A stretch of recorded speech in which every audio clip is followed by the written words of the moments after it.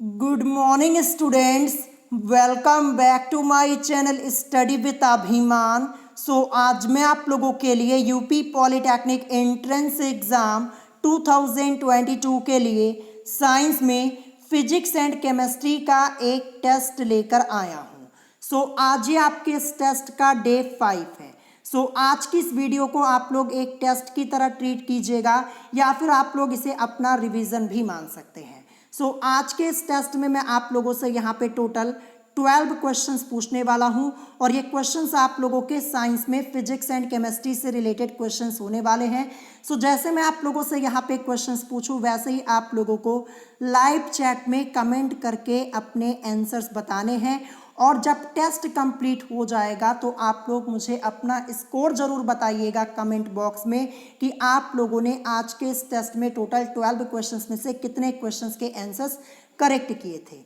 चलिए फिर आज के इस टेस्ट को स्टार्ट करते हैं और देखते हैं आज का क्वेश्चन नंबर फर्स्ट क्या दिया है।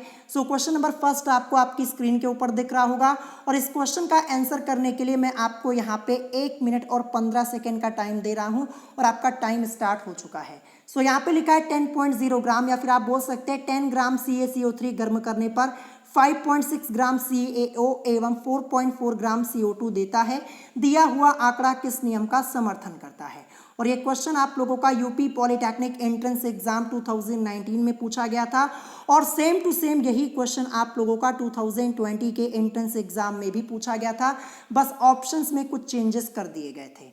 4 ऑप्शंस आप लोगों को आपकी स्क्रीन के ऊपर दिख रहे होंगे। सबसे पहले आप लोग इस क्वेश्चन को सॉल्व कीजिए और अपना आंसर बताइए। इससे पहले मैंने आप लोगों को ये क्वेश्चन करीब 6 से 7 बार करवाया हुआ है। आई होप आप लोग इस क्वेश्चन का आंसर करेक्ट जरूर करेंगे। चलिए अब मैं आप लोगों को ये क्वेश्चन डिटेल में सॉल्व करके समझा देता हूँ। सबसे पहले हम देखेंगे कि क्वेश्चन में हमें क्या क्या चीज़ें यहाँ पे पता है। यहाँ पे लिखा है 10.0 ग्राम या फिर आप बोल सकते हैं 10 ग्राम CaCO3 गर्म करने पर। सबसे पहले यहाँ पे बात क्या हो रही है CaCO3 की, तो मैं यहाँ पे लिख देता हूँ CaCO3 जिसकी मात्रा हमें यहाँ पे क्या दी गई है 10.0 ग्राम या फिर आप बोल सकते हैं 10 ग्राम। तो मैं यहाँ पे लिख देता हूँ 10.0 ग्राम। जैसा कि आप लोग देख पा रहे होंगे ये मात्रा दी गई है हमें CaCO3 की। और देखिए जो CaCO3 है ना, ये क्या है, ये अभिकारक है। क्या है? अभिकारक है कि ये भी आपको पता होना जरूरी है। ठीक है, तो ये क्या हो जाएगा, ये अभिकारक हो जाएगा। फिर इसके बाद देखिए यहाँ पे गर्म करने की बात हो रही है तो ये सिंबल मैं यहाँ पे बना देता हूँ। ठीक है, क्योंकि गर्म करने की बात हो रही है तो इसी सिंबल का हम यूज करते हैं। तो गर्म करने पर 5.6 ग्राम CaO क्या मिल रहा है CaO जिसकी मात्रा हमें क्या दी गई है 5.6 ग्राम, ये मैंने लिख दिया। प्लस इसके अलावा यहाँ पे लिखा है एवं 4.4 ग्राम CO2 देता है। तो CO2 मैं यहाँ पे लिखता हूँ और मिल कितना रहा, इसकी मात्रा हमें कितनी दी गई है यहाँ पे 4.4 ग्राम, ये मैंने यहाँ पे लिख दिया जैसा कि आप लोग देख पा रहे होंगे। और देखिए ये जो हमें मिला है CaO प्लस CO2 ये क्या है, ये उत्पाद है, ध्यान रखिएगा। ठीक है, क्या है, उत्पाद है। तो देखिए हमें यहाँ पे अभिकारक की मात्रा, ये जो CaCO3 है ये अभिकारक है, इसकी मात्रा हमें क्या दी गई है 10.0 ग्राम दी गई है, ये मैंने यहाँ पे लिखा। और फिर उत्पाद में देखिए CaO जिसकी मात्रा हमें 5.6 ग्राम, ठीक है 5.6 ग्राम प्लस इसके अलावा हमें CO2 मिल रहा है जिसकी मात्रा हमें 4.4 ग्राम दी गई है। ठीक है, इसको अगर हम ऐड कर दें 5.6 और 4.4 को अगर हम ऐड कर दें तो ऐड करने पर हमें क्या मिलेगा 10.0 ग्राम ही मिलेगा। क्या मिलेगा 10.0 ग्राम ही मिलेगा। तो यहाँ पे मतलब क्या हो जाएगा, मतलब ये हो जाएगा कि अभिकारक का द्रव्यमान बराबर उत्पादों का द्रव्यमान। देखिए जो अभिकारक का द्रव्यमान है वो 10.0 ग्राम और यहाँ पे जो उत्पाद मिल रहा है जब हम इसको ऐड करेंगे, ऐड करने पर हमें यहाँ पे 10.0 ग्राम ही मिल रहा है। यानी अभिकारक का द्रव्यमान बराबर उत्पादों का द्रव्यमान। अतः दिया गया आंकड़ा द्रव्य की अविनाशिता के नियम का या फिर आप बोल सकते हैं द्रव्यमान संरक्षण के नियम का समर्थन करता है। यानी जो ये आंकड़े दिए गए हैं ये द्रव्य की अविनाशिता के नियम का या फिर आप बोल सकते हैं द्रव्यमान संरक्षण के नियम का समर्थन करते हैं। द्रव्य की अविनाशिता का नियम या फिर द्रव्यमान संरक्षण का नियम क्या होता है, ये मैं आपको डिटेल में बता देता हूं। सो इस नियम के अनुसार द्रव्य अविनाशी है, अर्थात द्रव्य को ना तो उत्पन्न किया जा सकता है और ना ही इसका विनाश किया जा सकता है। अतः किसी भी रासायनिक अभिक्रिया में परिवर्तन के उपरांत भी द्रव्य का कुल द्रव्यमान उतना ही रहता है जितना अभिक्रिया से पूर्व था। यही आपका द्रव्यमान संरक्षण का नियम या फिर द्रव्य की अविनाशिता का नियम होता है, ध्यान रखिएगा। तो देखिए अभिक्रिया से पूर्व यहाँ पे द्रव्यमान क्या था 10.0 ग्राम और अभिक्रिया होने के बाद भी यहाँ पे द्रव्यमान कितना है 10.0 ग्राम ही है। सो ये जो आंकड़े हैं ये द्रव्यमान संरक्षण के नियम से या फिर द्रव्य की अविनाशिता के नियम से ये आंकड़े संबंधित है, इसी का समर्थन करते हैं। सो चलिए ऑप्शन में चेक कर लेते हैं। करेक्ट आंसर आपका हो जाएगा ऑप्शन सी, यानी द्रव्य की अविनाशिता के नियम का। देखिए ऑप्शन में आपको यहाँ पे द्रव्यमान संरक्षण का नियम भी लिखा हुआ मिल सकता है, क्योंकि द्रव्य की अविनाशिता के नियम को ही हम बोलते हैं द्रव्यमान संरक्षण का नियम। ध्यान रखिएगा ऑप्शन सी करेक्ट होगा। टोटली कॉन्सेप्ट बेस्ड क्वेश्चन है, अच्छे से प्रैक्टिस कर लीजिएगा, ठीक है। अब चलिए इसके बाद देखते हैं next question. Question number second क्या दिया है। क्वेश्चन नंबर सेकंड आपको आपकी स्क्रीन के ऊपर दिख रहा होगा और इस क्वेश्चन का आंसर करने के लिए मैं आपको यहाँ पे 15 सेकंड का टाइम दे रहा हूँ। क्वेश्चन यहाँ पे है, निम्नलिखित में से कौन सा परिवर्तन एक भौतिक परिवर्तन यानी फिजिकल चेंज है। 4 ऑप्शंस आपको आपकी स्क्रीन के ऊपर दिख रहे होंगे और ये भी क्वेश्चन मैंने आप लोगों को पहले कई बार कराया हुआ है। पूरा टॉपिक मैंने आपको पढ़ाया, भौतिक परिवर्तन, रासायनिक परिवर्तन और सभी एग्जाम्पल्स बताए हुए हैं। केमिस्ट्री का चैप्टर सेकंड आपका है द्रव्य वाला, उसी चैप्टर का टॉपिक है, पूरा चैप्टर पढ़ाया है।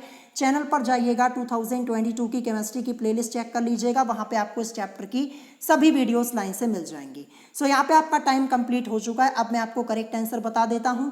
करेक्ट आंसर आपका होगा ऑप्शन सी, यानी विद्युत बल्ब का जलना। देखिए विद्युत बल्ब का जलना ये एक कैसा परिवर्तन है, ये एक भौतिक परिवर्तन है। और क्वेश्चन में आपसे यही पूछा गया कि निम्नलिखित में से कौन सा परिवर्तन एक भौतिक परिवर्तन यानी फिजिकल चेंज है। सो ये है विद्युत बल्ब का जलना, ठीक है। अब ये भौतिक परिवर्तन क्या होता है, कई बार मैंने आपको बताया, एक बार फिर से मैं आपको बता देता हूं, ध्यान से सुनिएगा। वे परिवर्तन जिनमें पदार्थों के स्वरूप एवं भौतिक गुणधर्मों में अस्थायी परिवर्तन होता है, जबकि उनके भार तथा रासायनिक संगठन अपरिवर्तित रहते हैं, अर्थात कोई पदार्थ नहीं बनता, कोई नया पदार्थ नहीं बनता, भौतिक परिवर्तन यानी फिजिकल चेंज कहलाते हैं। देखिए जो भौतिक परिवर्तन होता है ना, इसमें कोई नया पदार्थ नहीं बनता है, ध्यान रखिएगा, ठीक है। भौतिक परिवर्तन में परिवर्तन के पश्चात, ठीक है, भौतिक परिवर्तन में परिवर्तन के पश्चात बने पदार्थ से प्रारंभिक पदार्थ को पुनः प्राप्त किया जा सकता है, ध्यान रखिएगा। अब जैसे विद्युत बल्ब है, ठीक है, अगर आप विद्युत बल्ब को जलाएंगे तो ये रोशनी करेगा और इसके अलावा इसमें कोई चेंज तो होगा नहीं, बल्ब तो आपका बल्ब ही रहेगा।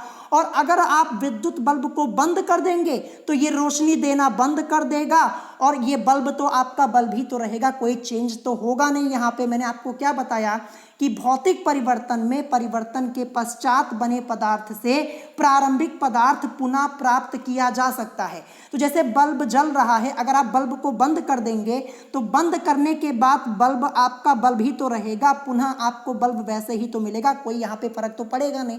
तो क्या हो जाएगा, ये जो विद्युत बल्ब का जलना है ये एक भौतिक परिवर्तन है, ध्यान रखिएगा। इंपॉर्टेंट क्वेश्चन है, आपसे पूछा जा सकता है।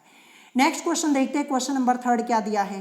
क्वेश्चन नंबर 3 आपको आपकी स्क्रीन के ऊपर दिख रहा होगा और इस क्वेश्चन का आंसर करने के लिए मैं आपको 1 मिनट और 20 सेकंड का टाइम दे रहा हूं। क्वेश्चन यहाँ पे लिखा हुआ है, 2000 किलोग्राम की एक कार 18 किलोमीटर प्रति घंटा के वेग से चल रही है, कार को रोकने में कार्य करना होगा। ये question UP polytechnic entrance exam 2019 में पूछा गया था आप लोगों से। 4 ऑप्शंस आपको आपकी स्क्रीन के ऊपर दिख रहे होंगे। सिंपल सा क्वेश्चन है, कई बार मैंने आपको इस टाइप के क्वेश्चन सॉल्व कराए हैं और ये भी क्वेश्चन मैंने आपको सॉल्व कराया हुआ है। सो चलिए फिर अब मैं आपको ये क्वेश्चन डिटेल में सॉल्व करके समझा देता हूँ। देखिए यहाँ पे आपको क्वेश्चन की फर्स्ट लाइन को समझना है। अगर फर्स्ट लाइन आप समझ गए ना तो ये क्वेश्चन आप आसानी से सॉल्व कर लेंगे। देखिए सबसे पहले क्या दिया है, 2000 किलोग्राम की एक कार, यानी कार का द्रव्यमान, द्रव्यमान को हम m से रिप्रेजेंट करते हैं, इसकी वैल्यू हमें क्या दी गई है 2000 किलोग्राम। ये मैं यहाँ पे लिख देता हूँ। और इसके अलावा देखिए वेग हमें यहाँ पे दिया है, कार का वेग 18 किलोमीटर प्रति घंटा के वेग से चल रही है, ठीक है। तो वेग को हम v से रिप्रेजेंट करते हैं, ठीक है।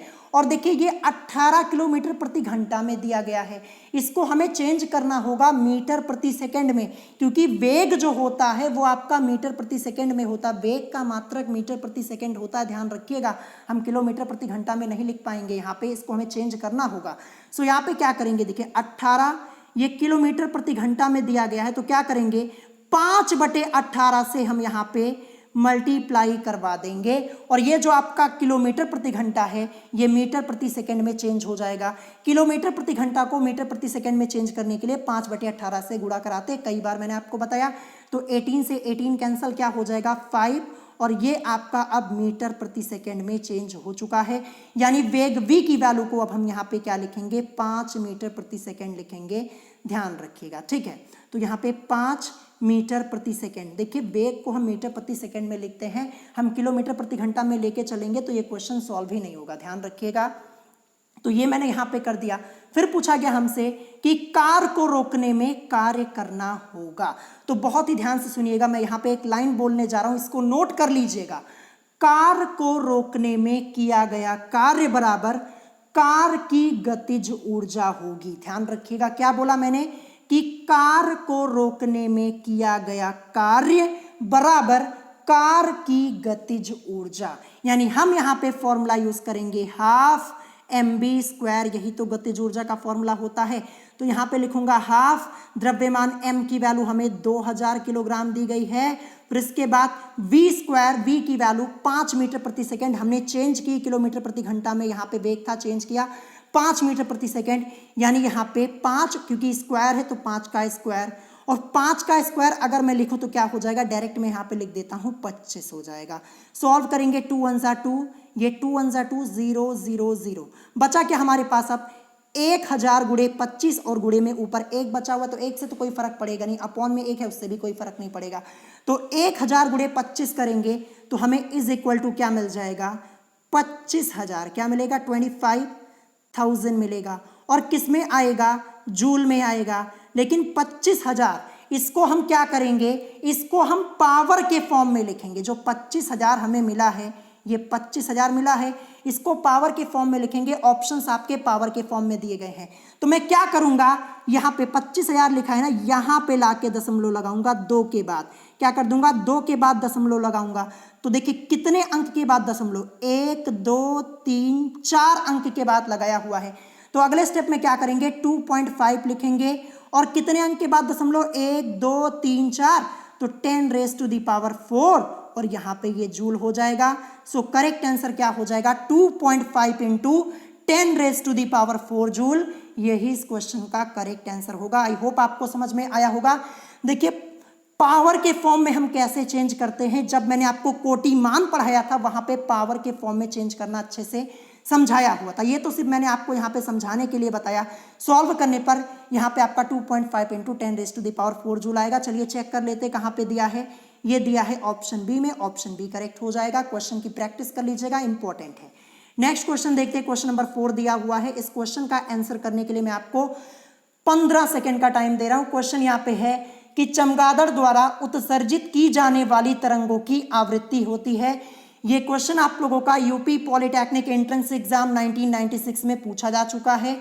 4 ऑप्शंस आपको आपकी स्क्रीन के ऊपर दिख रहे होंगे, और इससे पहले भी मैंने आपको ये क्वेश्चन कई बार सॉल्व कराया हुआ है, ठीक है। सो यहाँ पे आपका टाइम कंप्लीट हो चुका है, 15 सेकेंड का टाइम मैंने आपको दिया था। अब मैं आपको इस क्वेश्चन का करेक्ट आंसर बता देता हूँ। करेक्ट आंसर होगा ऑप्शन बी, यानी 20,000 हर्ट्ज से अधिक। तो मैं आपको डिटेल में बता दूं, चमगादड़ पराश्रव्य तरंगे, पराश्रव्य तरंगों को हम इंग्लिश में बोलते हैं अल्ट्रासोनिक वेव्स। तो चमगादड़ पराश्रव्य तरंगे यानी अल्ट्रासोनिक वेव्स उत्सर्जित करता है, जिनकी आवृत्ति 20,000 हर्ट्ज से अधिक होती है।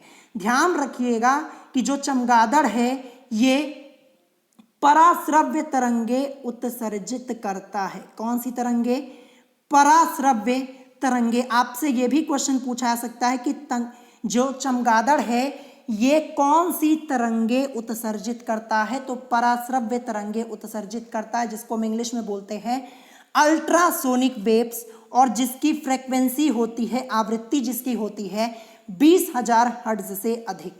ये पूरा टॉपिक मैंने आपको पढ़ाया हुआ है, चैप्टर जब मैंने आपको पढ़ाया हुआ था। सो ऑप्शन बी करेक्ट होगा। नेक्स्ट क्वेश्चन देखते हैं, क्वेश्चन नंबर 5। इस क्वेश्चन का आंसर करने के लिए मैं आपको 15 सेकेंड का टाइम दे रहा हूं। इस क्वेश्चन के लिए मैंने आपको एक ट्रिक बताई है, अगर आपको वो ट्रिक पता है तो मात्र आप क्वेश्चन को देखते ही इस क्वेश्चन का आंसर कर देंगे 5 से 10 सेकेंड के अंदर।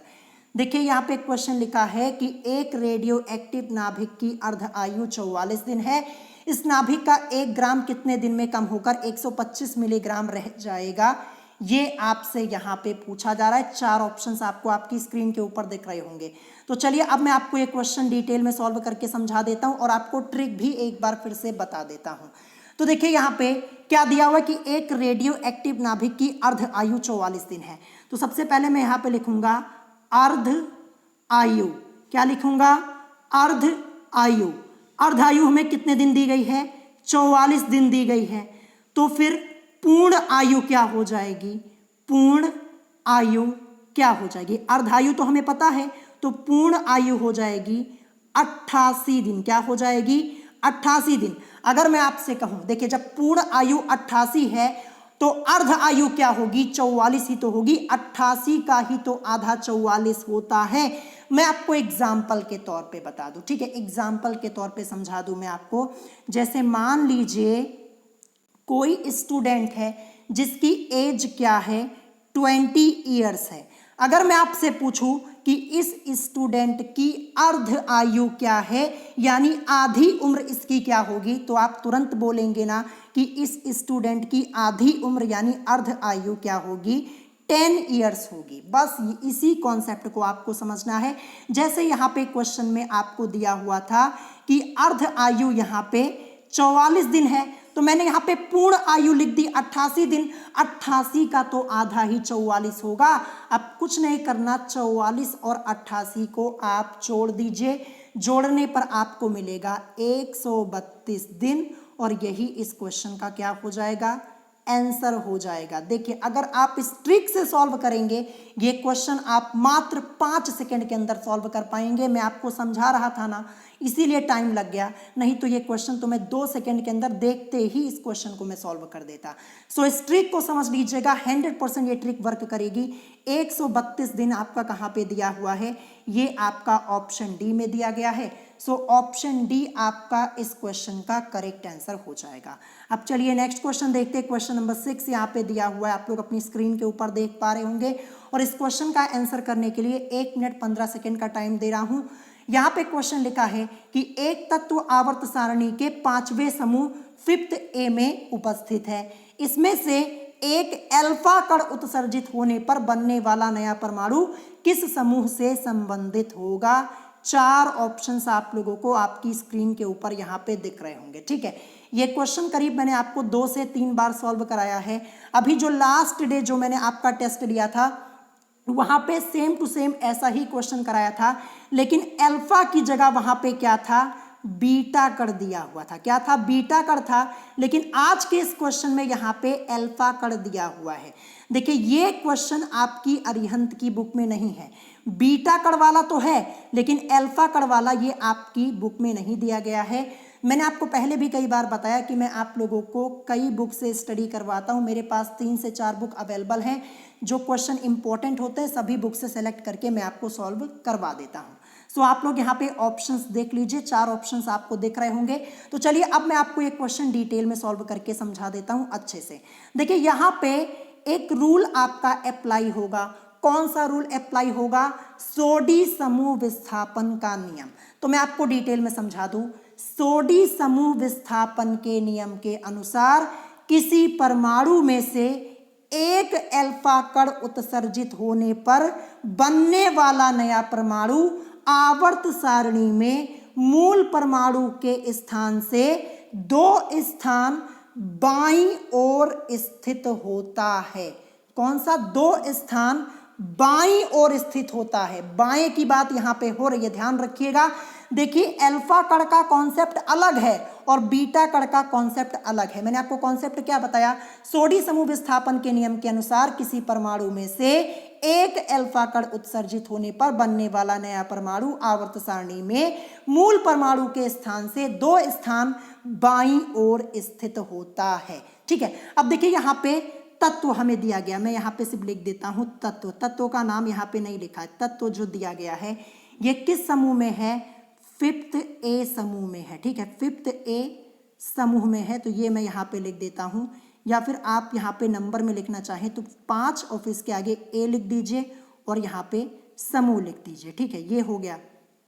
फिर इसके बाद बात यहाँ पे क्या हो रही है, यहाँ पे बात हो रही है कि क्या हो रहा है कि इसमें से एक अल्फा कण उत्सर्जित हो जा रहा है। तो एक अल्फा, ये अल्फा का साइन मैंने बनाया, कण क्या हो जा रहा है, उत्सर्जित हो रहा है। तो मैं यहाँ पे माइनस कर देता हूँ, -1 और यहाँ पे अल्फा कण, यानी एक अल्फा कण यहाँ पे उत्सर्जित हो रहा है। ठीक है, फिर हमसे पूछा गया जो नया परमाणु है, ठीक है, जो नया तत्व या फिर आप बोल सकते हैं परमाणु। ठीक है, तो मैं यहाँ पे परमाणु लिख देता हूँ। ठीक है, जो नया परमाणु है यह आपसे पूछा गया कि नया परमाणु किस समूह से संबंधित होगा। तो मैंने आपको क्या बताया, सोडी समूह विस्थापन के नियम के अनुसार किसी परमाणु में से एक अल्फा कण उत्सर्जित होने पर बनने वाला नया परमाणु आवर्त सारणी में मूल परमाणु के स्थान से 2 स्थान बाईं ओर स्थित होता है। तो अभी तो ये 5वें समूह में स्थित है, तो 5 में से मैं 2 घटा दूंगा क्योंकि ये 2 स्थान अब बाईं ओर चला जाएगा।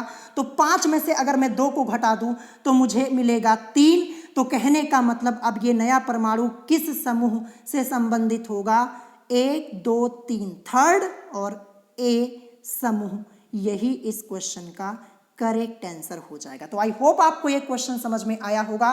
तो 3rd A समूह यही इस क्वेश्चन का करेक्ट आंसर होगा, या फिर आप ऐसे 3A और समूह लिख सकते हैं। ठीक है, देखिए ये मैंने 5 ऐसे क्यों लिखा, ताकि यहाँ पे जब मैं घटाऊं ना तो आपको समझने में कोई दिक्कत ना हो। ठीक है, 2 स्थान ये बाईं ओर चला जाएगा, तो 5 में से 5वें समूह में से 5वें में था, तो 5 में से 2 मैंने लेस कर दिया, यहाँ पे तीसरे समूह में आ गया। तो 3rd A समूह चलिए देखते हैं कहाँ पे दिया है, ये दिया है ऑप्शन सी में, सो ऑप्शन सी करेक्ट हो जाएगा। आई होप आपको क्वेश्चन समझ में आया होगा। क्वेश्चन इंपॉर्टेंट है, अल्फा कण का कॉन्सेप्ट अलग और बीटा कण का कॉन्सेप्ट अलग है। ये दोनों ही क्वेश्चन मैंने आपको कराए हुए हैं, अल्फा कण वाला भी बीटा कण वाला भी। अब चलिए इसके बाद देखते हैं नेक्स्ट क्वेश्चन क्या दिया। क्वेश्चन नंबर 7, ये आपका न्यूमेरिकल टाइप का क्वेश्चन है। इस क्वेश्चन को सॉल्व करने के लिए मैं आपको 1 मिनट का टाइम दे रहा हूँ। क्वेश्चन बहुत ही सिंपल सा है, अगर आपने प्रैक्टिस की है तो क्वेश्चन को आसानी से सॉल्व कर पाएंगे। क्वेश्चन है 4 ओम प्रतिरोध में प्रति सेकंड 100 जूल ऊष्मा उत्पन्न की जाती है, प्रतिरोध के सिरों पर विभवांतर होगा। ये हमसे यहाँ पे पूछा जा रहा है। यूपी पॉलिटेक्निक एंट्रेंस एग्जाम 2019 में आया क्वेश्चन। 4 ऑप्शन आपको आपकी स्क्रीन के ऊपर दिख रहे होंगे। तो सबसे पहले आप लोग इस क्वेश्चन को सॉल्व कीजिए, तब तक मैं आपको ये क्वेश्चन डिटेल में सॉल्व करके समझा देता हूँ। देखिए क्या लिखा हुआ है, 4 ओम प्रतिरोध में, यानी रेजिस्टेंस R की वैल्यू हमें क्या दी गई है, 4 ओम। तो मैं यहाँ पे लिख देता हूँ R इज इक्वल टू हमें दिया गया 4 ओम, रेजिस्टेंस हमें दिया गया 4 ओम, ये मैंने यहाँ पे लिख दिया। इसके अलावा हमें यहाँ पे क्या पता है कि 100 जूल ऊष्मा उत्पन्न की जाती है, ऊष्मा H यानी हीट, H की वैल्यू हमें क्या दी गई है 100 और जूल, ये मैंने यहाँ पे लिख दिया। इसके अलावा हमें इस क्वेश्चन में क्या पता, समय पता है, क्योंकि यहाँ पे लिखा ना कि 4 ओम प्रतिरोध में प्रति सेकेंड, यानी समय t इज इक्वल टू हमें 1 सेकेंड दिया हुआ है। ठीक है, ये हमें पता है। अब इसके बाद हमसे पूछा गया प्रतिरोध के सिरों पर विभवांतर V की वैल्यू को हमें निकालना है। देखिए अगर आपको इस क्वेश्चन का फॉर्मूला पता है तभी आप क्वेश्चन को सॉल्व कर पाएंगे, नहीं तो फिर ये क्वेश्चन आपसे सॉल्व होने वाला नहीं। फॉर्मूला मैंने आपको कई बार बताया, फॉर्मूला यूज करेंगे H is equal to V square T और अपॉन में R, इसी फॉर्मूले का यूज करेंगे। ठीक है, अब देखिए हमें यहाँ पे H की वैल्यू पता है, H की जगह हम रखेंगे 100 को। ठीक है, H की वैल्यू 100 जूल है ना, फिर is equal to V square की वैल्यू तो हमें निकालनी है। यहाँ पे V स्क्वायर यानी V स्क्वायर में हमें V की वैल्यू को निकालना है। ठीक है, क्योंकि V की वैल्यू को तो हमें पता ही नहीं, हमें यहाँ पे विभवांतर पता है नहीं, तो यहाँ पे V की वैल्यू को निकालना है। तो V स्क्वायर को हम ऐसे ही यहाँ पे रहने देंगे। फिर इसके बाद T की वैल्यू हमारे पास 1 सेकेंड है, तो यहाँ पे मैं 1 लिख देता हूँ, और अपॉन में आर की वैल्यू हमारे पास 4 ओम है, रेजिस्टेंस 4 ओम दिया है। अगर मैं 100 के नीचे 1 लिख लूँ कोई दिक्कत नहीं, क्रॉस मल्टीप्लाई यहाँ पे करवा दीजिए। देखिए वी स्क्वायर इंटू 1 करेंगे तो आपको वी स्क्वायर ही मिलेगा, और वी स्क्वायर की मल्टीप्लाई इस 1 में करवाएंगे तो आपको वी स्क्वायर ही मिलेगा, इज इक्वल टू 4 की मल्टीप्लाई 100 में तो आपको मिलेगा 400। V square is equal to 400 मिला हुआ है। या फिर जब आगे सॉल्व करेंगे v के ऊपर से स्क्वायर को हटाएंगे तो v इज इक्वल टू, यहाँ पे स्क्वायर को हटाएंगे तो 400 के ऊपर यहाँ पे लग जाएगा रूट। सॉल्व करने पर जब रूट हटेगा तो v की वैल्यू हमें क्या मिलेगी, v की वैल्यू हमें मिलेगी 20। और क्या निकाल रहे हैं विभवांतर को, तो किस में आएगा, वोल्ट में। विभवांतर का मात्रक क्या होता है, वोल्ट होता है ना, तो 20 वोल्ट। देखिए 400 था, इसके ऊपर रूट लगा था, जब हटेगा तो 20 ही आएगा, 20 का वर्ग ही तो 400 होता है। तो v की वैल्यू, ये जो v की वैल्यू हमने निकाली ये हमें 20 वोल्ट मिल गई। कहाँ पे दिया है ऑप्शन में, ये दिया है ऑप्शन सी में। तो v is equal to 20 volt इस क्वेश्चन का आपका करेक्ट आंसर होगा। आई होप आपको क्वेश्चन यहाँ पे समझ में आ गया होगा। देखिए आपको फॉर्मूला ध्यान रखना है कि h is equal to V square T upon में r होता है। ये फॉर्मूला पता है तब आप क्वेश्चन को लगा पाएंगे। नेक्स्ट क्वेश्चन देखते हैं, क्वेश्चन नंबर 8 क्या दिया है। क्वेश्चन नंबर 8, ये क्वेश्चन तो आपका यूपी पॉलिटेक्निक एंट्रेंस एग्जाम 2020 में पूछा गया था, और ये क्वेश्चन तो मैंने आप लोगों को कई बार कराया था लास्ट ईयर। कहा था ऐसे क्वेश्चंस आपके एग्जाम में पूछे जाते हैं और सेम टू सेम क्वेश्चन आया। क्वेश्चन यहाँ पे है कि निम्नलिखित में से कौन सा कण विद्युत क्षेत्र से गुजारे जाने पर अपने पथ से विचलित नहीं होता। इस क्वेश्चन का आंसर करने के लिए 10 सेकंड में आपको दे रहा हूं। ऑप्शन ए दिया proton, option B electron, option C neutron, option D उपरोक्त सभी। बहुत ही सिंपल सा क्वेश्चन है, आप लोगों को पता होगा, कई बार मैंने आपको कराया था। टाइम आपका कंप्लीट हो चुका है। करेक्ट आंसर मैं आपको बता देता हूं, ऑप्शन सी होगा, यानी न्यूट्रॉन। अब ये न्यूट्रॉन क्यों यहाँ पे करेक्ट हुआ वो मैं आपको बता देता हूं। तो देखिए जो न्यूट्रॉन कण है विद्युत क्षेत्र से गुजारे जाने पर अपने पथ से विचलित नहीं होता। क्यों नहीं होता, क्योंकि न्यूट्रॉन जो है ये आवेशहीन होता है, आवेश रहित होता है। न्यूट्रॉन पर कोई आवेश ही नहीं होता तो ये अपने पथ से क्यों विचलित होगा, यही कॉन्सेप्ट आपको समझना है बस। यहाँ पे पूछा गया था कि निम्नलिखित में से कौन सा कण विद्युत क्षेत्र से गुजारे जाने पर अपने पथ से विचलित नहीं होता है।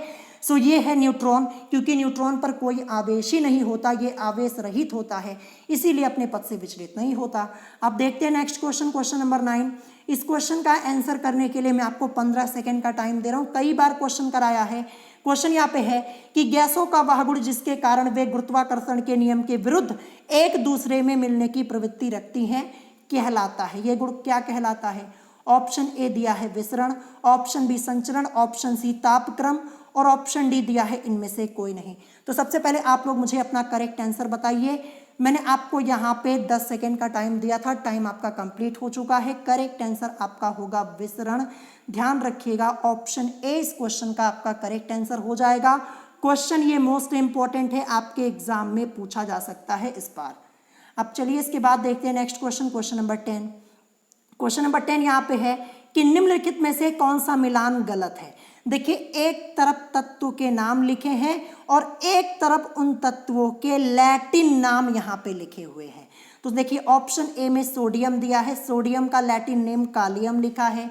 ऑप्शन बी में मरकरी दिया है, मरकरी जिसे आप पारा भी बोलते हैं, ये इसका लैटिन नेम हाइड्राजाइरम लिखा है। ऑप्शन सी टिन दिया है, टिन का लैटिन नेम स्टैनम लिखा है। ऑप्शन डी एंटीमोनी दिया है, इसका लैटिन नेम स्टिबियम लिखा है। अब देखिए इन चारों ऑप्शंस में से, इन चारों मिलान में से एक मिलान गलत है, वो आपको बताना है कि कौन सा मिलान गलत है। इस क्वेश्चन का आंसर आपको करने के लिए मैं आपको यहाँ पे 10 सेकेंड का टाइम दे रहा हूँ, क्योंकि क्वेश्चन तो मैंने आपको बहुत पहले ही दिखा दिया था अभी। तो यहाँ पे 10 सेकेंड का टाइम मैंने आपको दिया हुआ है, आप अपना आंसर मुझे बताइए। कई बार मैंने आपको इस टाइप के क्वेश्चंस कराए हैं। देखिए गलत मिलान, ये ऐसा ही क्वेश्चन 2020 के एंट्रेंस एग्जाम में पूछा गया था, बस वहाँ पे फॉर्मूले दिए गए थे, तत्व और फॉर्मूले लिखे हुए थे, ध्यान रखिएगा। सो यहाँ पे अब मैं आपको इस क्वेश्चन का करेक्ट आंसर बता देता हूँ। करेक्ट आंसर हो जाएगा ऑप्शन ए सोडियम वाला। ये जो सोडियम का लैटिन नेम लिखा हुआ है कालियम, ये वाला मिलान जो है ये गलत है। देखिए सोडियम का जो लैटिन नेम होता है वो क्या होता है, नेट्रियम होता है। मैं आपको लिख के बता देता हूं, NaTrium नेट्रियम होता है, ध्यान रखिएगा। ये सोडियम का लैटिन नेम होता है, कालियम नहीं होता। कालियम किसका होता है? ये पोटेशियम का होता है। पोटेशियम को हम के से रिप्रेजेंट करते हैं। पोटेशियम का लैटिन नेम कालियम होता है, सोडियम का नहीं होता है, ध्यान रखिएगा। तो यही वाला मिलान आपका गलत है। सोडियम का लैटिन नेम नेट्रियम होता है, कालियम नहीं होता। और मरकरी यानी पारे का लैटिन नेम हाइड्राजाइरम होता है, बिल्कुल सही है। टिन का लैटिन नेम क्या होता है? स्टेनम, बिल्कुल सही है। एंटीमोनी, इसका लैटिन नेम होता है स्टिबियम, ये भी सही है। देखिए मरकरी को हम Hg से रिप्रेजेंट करते हैं, आप लोगों को पता होगा। टिन को हम Sn से रिप्रेजेंट करते हैं। एंटीमनी को हम Sb से रिप्रेजेंट करते हैं, ये भी आपको ध्यान रखना है। और सोडियम को हम Na से रिप्रेजेंट करते हैं। सो आई होप आपको समझ में आया होगा। ऑप्शन ए वाला यहाँ पे मिलान गलत है। नेक्स्ट क्वेश्चन देखते हैं। यहाँ पे क्वेश्चन नंबर 11 क्या है? क्वेश्चन नंबर 11 है कि निम्नलिखित में से लेंज का नियम किसके संरक्षण से संबंधित है? यूपी पॉलिटेक्निक एंट्रेंस एग्जाम 1998 में क्वेश्चन आपका पूछा गया था। इस क्वेश्चन का आंसर करने के लिए मैं आपको 10 सेकंड का टाइम दे रहा हूं। कई बार क्वेश्चन कराया है और इस क्वेश्चन का आंसर तो आप लोग इजीली कर पाएंगे। 4 ऑप्शंस आपको आपकी स्क्रीन के ऊपर दिख रहे होंगे। 10 सेकंड का टाइम मैंने आपको यहाँ पे दिया हुआ था और आपका टाइम यहाँ पे कंप्लीट हो चुका है। अब मैं आपको करेक्ट आंसर बता देता हूँ। तो जो लेंज का नियम है ये किसके संरक्षण पर आधारित है? ऊर्जा के संरक्षण से। ऑप्शन बी करेक्ट हो जाएगा। और इस टाइप के क्वेश्चंस आपसे जरूर पूछे आते हैं, तैयार कर लीजिएगा। मोस्ट इंपॉर्टेंट है, 1998 के एंट्रेंस एग्जाम में पूछा गया था क्वेश्चन, ये आपका रिपीट हो सकता है। अब चलिए आज का लास्ट क्वेश्चन देखते हैं। क्वेश्चन नंबर 12 क्या दिया है? क्वेश्चन नंबर 12 है कि निम्नलिखित में से आयतनों के संयोग का नियम किस वैज्ञानिक ने प्रतिपादित किया था? इस क्वेश्चन का आंसर करने के लिए 10 सेकंड का टाइम मैं आपको दे रहा हूं। 4 ऑप्शंस आपको आपकी स्क्रीन के ऊपर दिख रहे होंगे और ये क्वेश्चन करीब मैंने आपको 7 से 8 बार कराया हुआ है। देखिए आज की इस वीडियो में जितने क्वेश्चन मैंने आपसे पूछे हैं ना, ये सब क्वेश्चन मैंने आपको कराए हैं। अगर आपने रिवीजन किया है तो आपका यहाँ पे 12 ऑफ 12 यानी 12 में से 12 आपका करेक्ट होगा। और रिवीजन नहीं किया है तो मैं कुछ नहीं कर सकता हूँ। अगर जो मैं आपको पढ़ाऊंगा वो आप पढ़ेंगे नहीं, रिवीजन नहीं करेंगे तो ये आपकी गलती होगी, ध्यान रखिएगा। मैक्सिमम सिलेबस मैंने पहले ही कंप्लीट करवा दिया। कई बार मैं आपको बताता हूँ, चैनल पर जाइएगा, फिजिक्स, केमिस्ट्री और मैथ इनकी प्लेलिस्ट चेक कर लीजिएगा 2022 की, आपको वहाँ पे सभी वीडियोस मिल जाएंगी। डेली मुझसे स्टूडेंट, कोई ना कोई स्टूडेंट कमेंट करके कहता है सर मैथ पढ़ाइए, कोई कहता है केमिस्ट्री पढ़ाइए, कोई कहता है फिजिक्स पढ़ाइए। तो जब मैंने आपका मैक्सिमम सिलेबस पहले ही कंप्लीट करवा दिया है, इस समय मैं आपका रिवीजन करवा रहा हूँ। जो चैप्टर्स मैंने नहीं पढ़ाए वहाँ से मैं आपको इंपॉर्टेंट क्वेश्चन भी सॉल्व करवा दूंगा, ठीक है, और करवा भी रहा हूँ। बीच बीच में टेस्ट में मैं आपको क्वेश्चन भी सॉल्व करवा दे रहा हूँ। तो ध्यान रखिएगा, आपको प्लेलिस्ट चेक कर लेनी है, वहाँ पे आपको सभी वीडियोस मिल जाएंगी। और जितना पढ़ाया है अगर इतना पढ़ लेंगे ना तो आपका एंट्रेंस एग्जाम क्लियर हो जाएगा। करीब मैंने 435 से ज़्यादा वीडियोस बनाई हुई हैं। अगर इतना ही आप पढ़ने लगेंगे ना तो आपको बहुत टाइम लगेगा। जो स्टार्टिंग से मुझसे स्टडी कर रहे हैं उन लोगों ने ये सब पढ़ लिया होगा, ठीक है। और जो अभी तुरंत जुड़े हुए हैं तो यहाँ पे पॉसिबल नहीं है कि आप इतने कम समय में 435 वीडियोस कंप्लीट कर पाए, नहीं कर पाएंगे। और जो पुरानी वीडियोस हैं 2020 की, 21 की, 2019 की, वो भी आप लोगों के लिए हेल्पफुल है, ध्यान रखिएगा, क्योंकि सिलेबस तो आपका चेंज हुआ नहीं है, सेम टू सेम सिलेबस है। सो यहाँ पे इस क्वेश्चन का करेक्ट आंसर आपका क्या हो जाएगा? गैलुसैक ने, ऑप्शन डी करेक्ट हो जाएगा। ध्यान रखिएगा, आयतनों के संयोग का नियम किस वैज्ञानिक ने प्रतिपादित किया था? गैलुसैक ने। सो यहाँ पे आज का आपका टेस्ट कंप्लीट हो जाता है। आप लोग मुझे कमेंट करके बताइएगा कि आप लोगों का आज का स्कोर क्या रहा, और ऑनेस्टी के साथ बताइएगा, क्योंकि मुझे पता है कि किस स्टूडेंट ने कितना स्कोर किया, लेकिन फिर भी मैं आपसे पूछता हूँ। सो अगर आज की इस वीडियो में आपको कोई बात नहीं समझ में आई हो तो आप मुझसे कमेंट करके पूछ सकते हैं। अगर वीडियो पसंद आई हो तो वीडियो को लाइक करना मत भूलिएगा, और साथ ही साथ हमारे चैनल स्टडी विद अभिमान को सब्सक्राइब करना मत भूलिएगा। सो आज की वीडियो में इतना ही, मिलेंगे नेक्स्ट वीडियो में। Thanks for watching.